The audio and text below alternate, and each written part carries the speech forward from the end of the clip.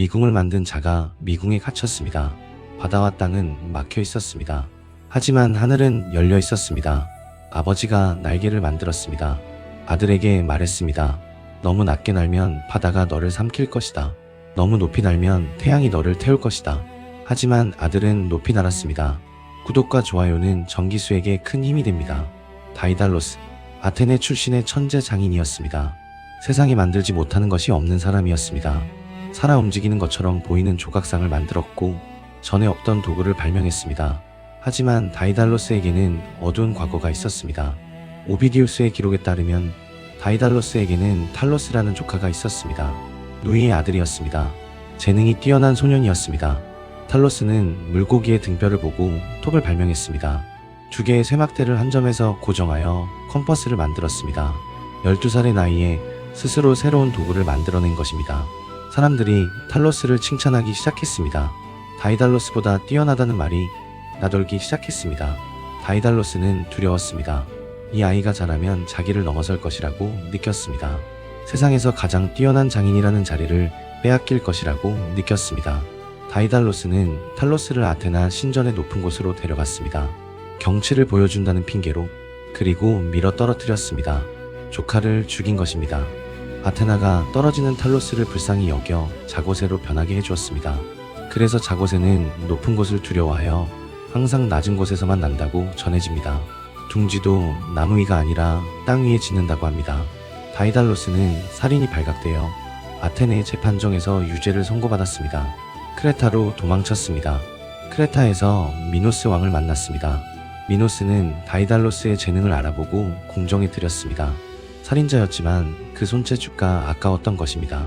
다이달로스는 크레타에서 새 삶을 시작했습니다. 아들 이카로스도 이곳에서 태어났습니다. 그리고 일이 꼬이기 시작했습니다.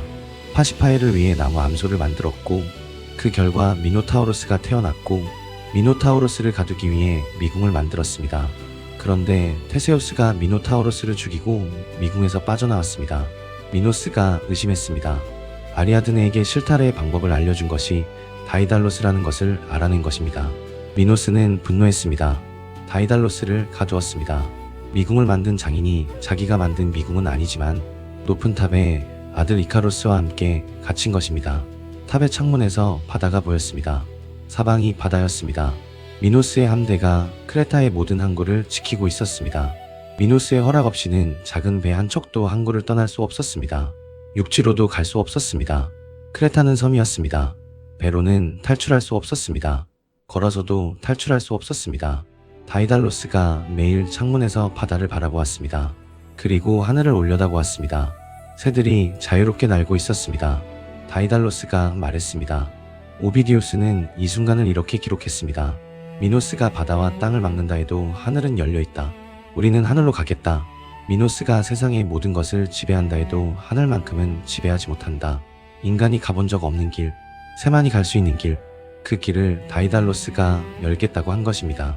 다이달로스는 날개를 만들기 시작했습니다. 탑 위에서 바다새를 관찰했습니다. 갈매기가 날개를 펼치는 모양을 매일 바라보았습니다. 깃털을 모았습니다. 바람에 날려온 깃털을 주었습니다.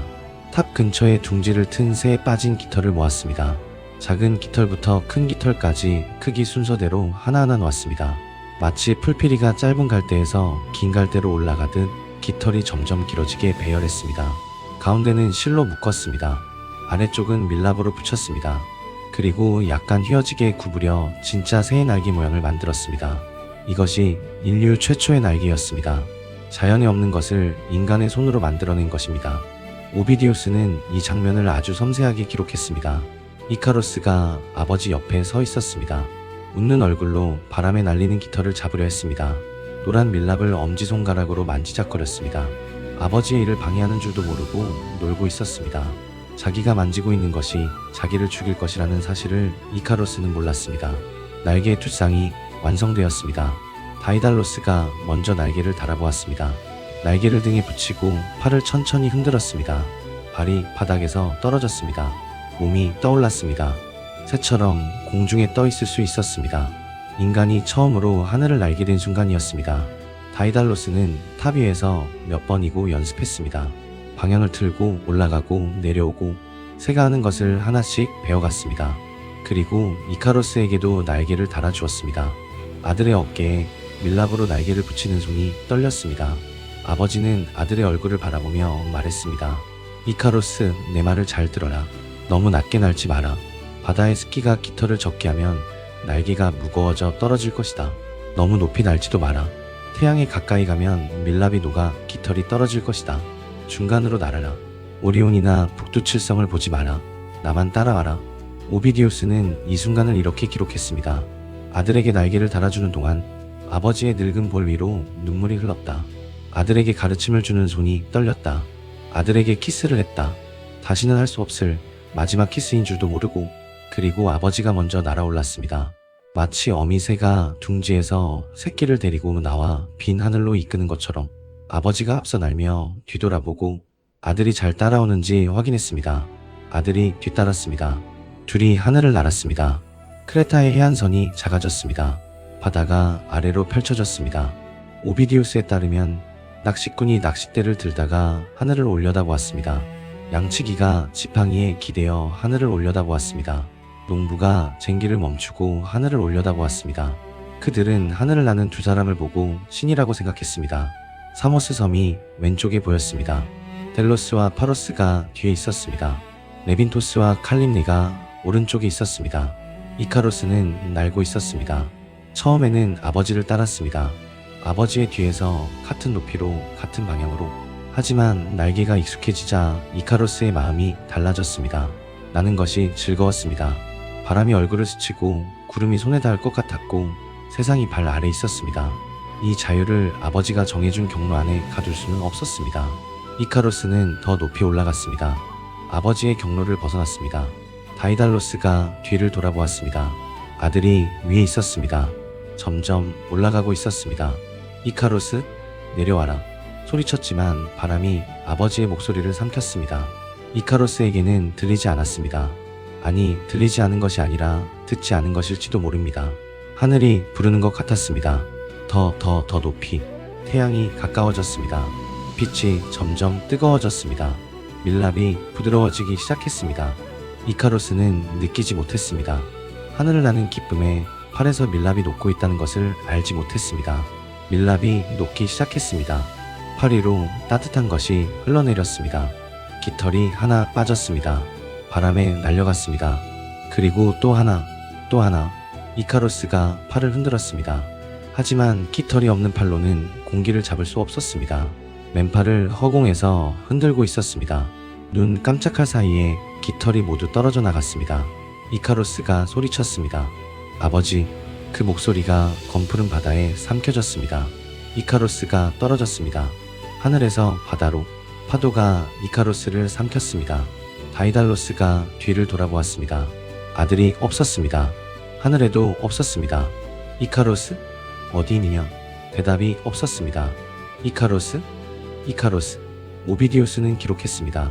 불행한 아버지, 이제 더 이상 아버지가 아닌 그가 소리쳤다고.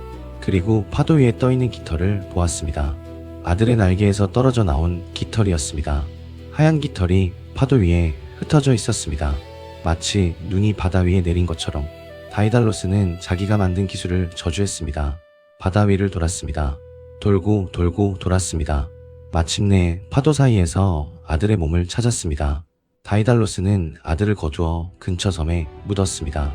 그 섬은 이카리아라 불리게 되었습니다. 그 바다는 이카리아해라 불리게 되었습니다. 아들의 이름이 바다의 이름이 된 것입니다. 오비디우스는 이 장면에서 한 가지를 더 기록했습니다. 다이달로스가 아들을 묻고 있을 때 근처 떡갈나무에서 자고새 한 마리가 기뻐하며 울었다고. 자고새. 다이달로스가 절벽에서 밀어 떨어뜨린 조카 탈로스의 환생이었습니다. 다이달로스는 자기 재능을 질투하여 조카를 죽였고 지금 자기 재능으로 만든 날개가 아들을 죽인 것입니다. 자고새는 다이달로스의 슬픔을 보며 기뻐했습니다. 당한 자의 복수가 세대를 넘어 이루어진 것입니다. 다이달로스는 시칠리아에 도착했습니다. 아폴론 신전에 자기 날개를 복납했습니다. 두 번 다시 날지 않겠다는 뜻이었습니다. 한번 생각해 보십시오. 다이달로스는 천재였습니다. 나무 암소를 만들어 미노타우로스를 태어나게 했고 미궁을 만들어 미노타우로스를 가두었고 날개를 만들어 하늘을 날았습니다. 하지만 그 천재의 손이 만든 것들은 하나같이 비극을 낳았습니다. 나무 암소는 괴물을 낳았고 미궁은 사람을 잡아먹는 감옥이 되었고 날개는 아들을 죽였습니다. 만들 수 있다고 해서 만들어야 하는 것은 아니었습니다. 이카루스는 아버지의 말을 듣지 않았습니다. 하지만 아들에게 날개를 달아준 것은 아버지였습니다. 하늘을 날 수 있게 해준 것도 하늘에서 떨어지게 한 것도 결국 아버지의 손이었습니다. 다음 밤에는 그리스에서 가장 영리한 영웅이 찾아옵니다. 트로이 전쟁을 끝낸 지혜와 10년간의 귀한 길, 오디세우스의 이야기입니다. 오늘 밤 정기수야와는 여기까지입니다. 구독과 좋아요는 정기수에게 큰 힘이 됩니다. 알림을 켜두는 것도 잊지 마십시오. 안녕히 주무십시오.